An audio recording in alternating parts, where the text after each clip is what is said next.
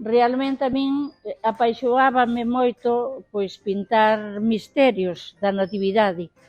Entón, un día deume por pintar uns pastorciños e a raíz desa afición que eu tiña, pois foise incrementando o número de figuras pintadas, elaborando construcións e demais.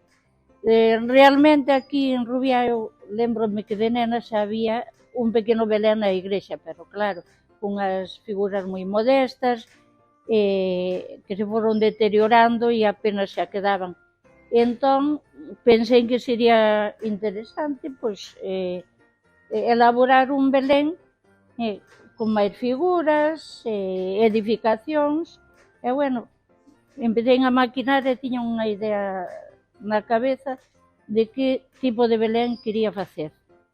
E entón, pois, de aí partiu a idea e foi evolucionando ao longo de varios anos, máis de 20 anos.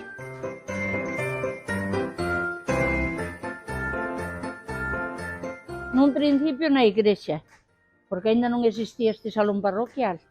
Esta é unha construción que fixo a xente do pobo en torno ao 2005, e logo, unha vez que remataron a construción, ubicouse aquí.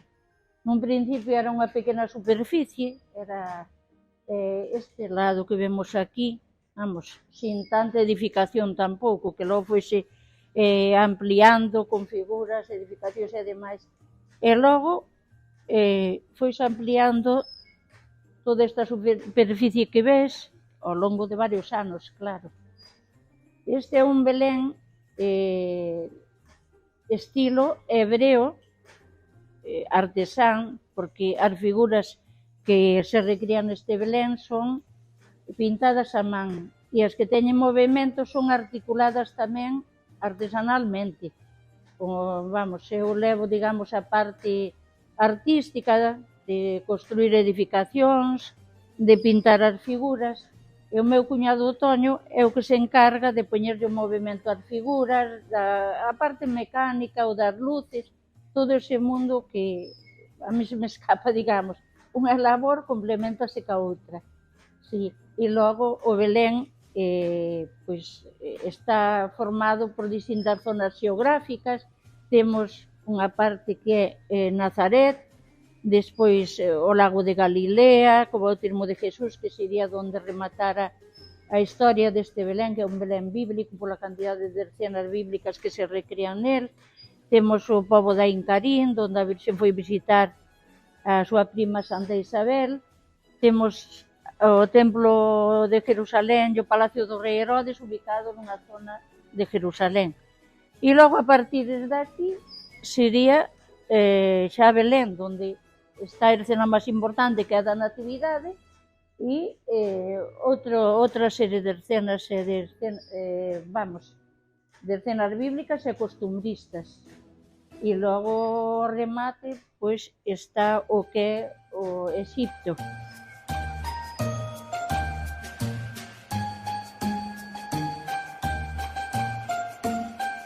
Realmente, o Belén xa está completo.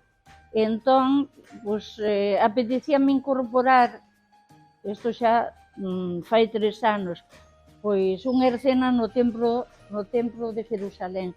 Que pasa? Que xa está ubicada aí a presentación de Xesús no templo. E o que quería facer era unha escena de Jesús entre os doutores no templo. Lóxicamente, non eran compatibles as dúas escenas dentro da mesma edificación.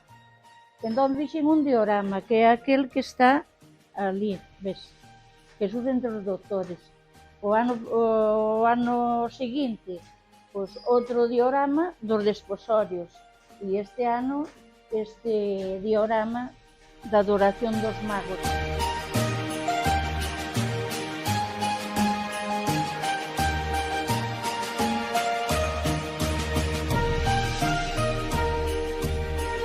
Mira, aquí atopámonos diante deste Belén artesán, do mesmo tempo bíblico, porque nel recréanse unha serie de escenas bíblicas relacionadas co nacemento de Jesús.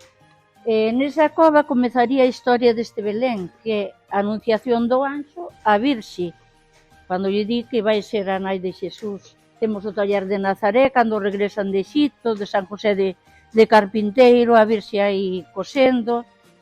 Temos o edito do emperador aquí na praza de Nazaret, e para que, vamos, dicíndolle que se vayan empadronar cada un ao seu lugar de orixe, e ali aquela edificación branca que é máis alta, que destaca sobre as outras, é unha sinagoga. E aí baixo os arcos atópase a escena da circuncisión de Jesús, a costumbre xudea que tiñan. Logo escenas da vida cotidiá, como é un lagar, aquí as hortas, aí arando, vamos. E logo, ves, baixa, desde ali, que sería o Monte Hermón, digamos, baixa a auga polo río ata o lago de Galilea. Eso. Esta zona é unha zona de pastoreo que era unha actividade tamén moi presente na época de Xesús.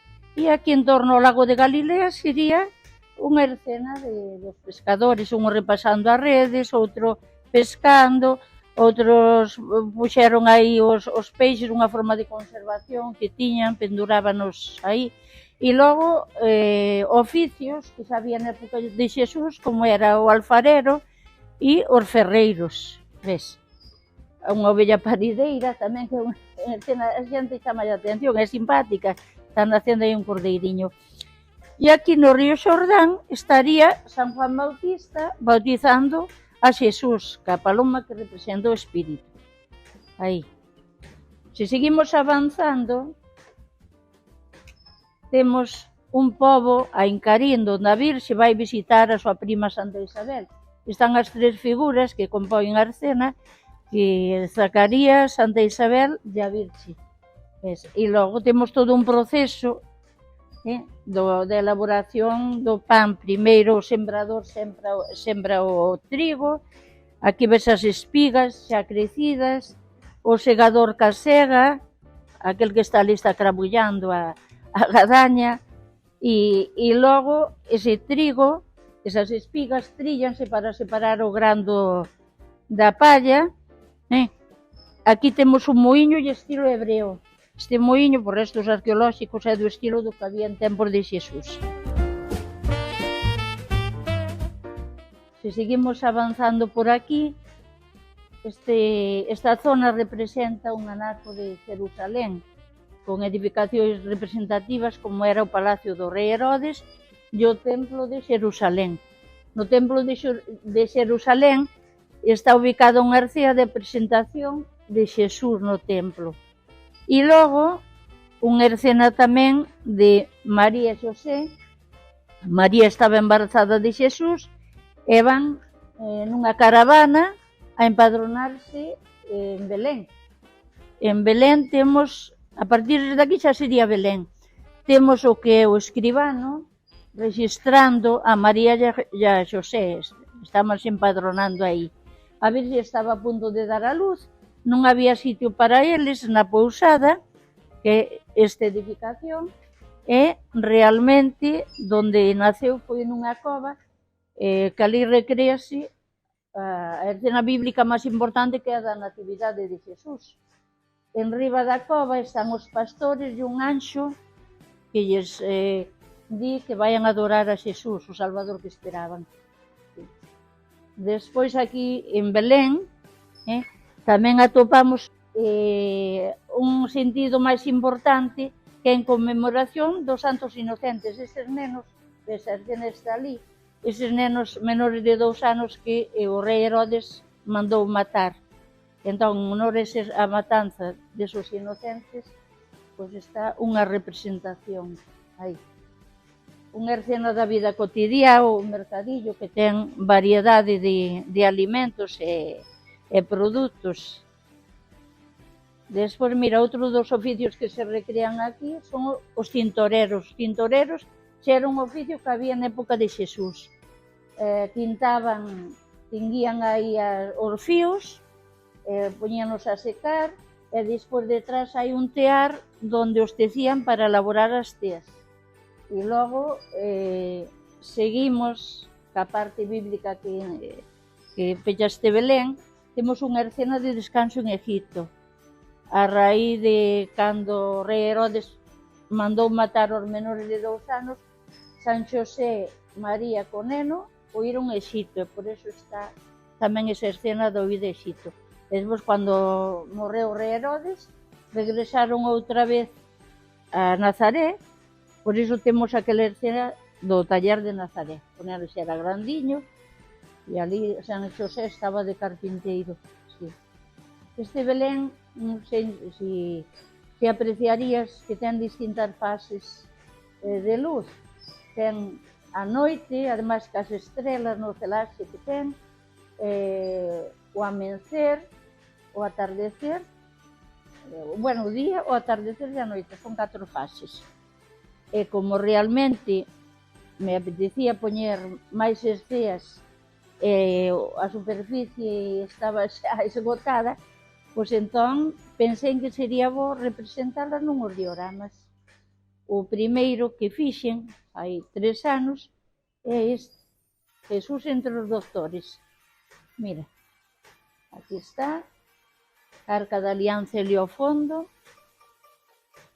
cando subiu a Xerusalén e se perdeu, atoparon os pais, María e Xosé, onde iberon a buscar, estaba entre os doutores no templo. Despois temos outro diorama, que é os desposorios, cando María e a Virxe e San Xosé se unen en matrimonio. Tamén. E logo hai unha hercera que está neste diorama recientemente feito, que representa a adoración dos magos. Mira, se te fixas, hai un raio de luz branca que incide sobre o neno para realzar a figura do neno Xesús, que é a figura máis importante en realidade do Belén. Entón, por iso, se intensificou, a brancura desa luz para distinguila do resto, facer fincapé nesa incidencia sobre o neno.